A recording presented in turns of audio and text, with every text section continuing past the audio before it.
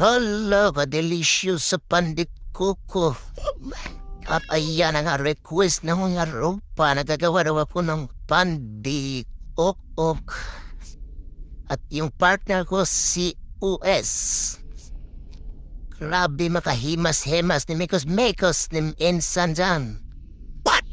Ayan na guys, tusok-tusukin ko na yan ng tinidor.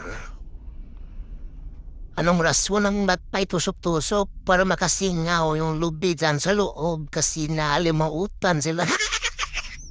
Pinasikatan ko naman kung paano magbakil ng itlog. At ayan na nga. Yun may pa-slide-slide pa.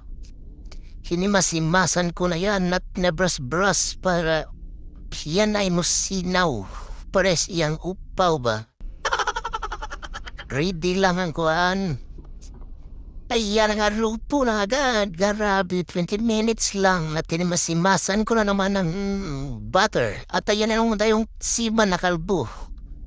Naghihintay lang ng amoy kung luto na ba. Hindi tumutulong.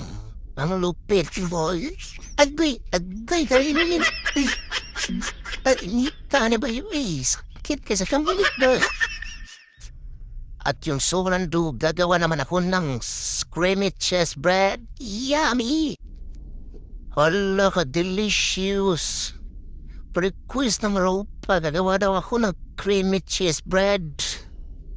At yung ginawa kong sauce dyan ay butter lang naman at condensed milk kasi walang ibang ingredients.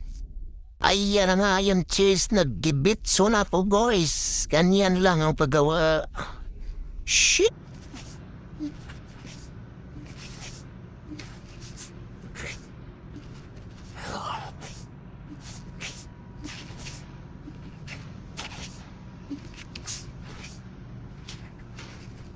Start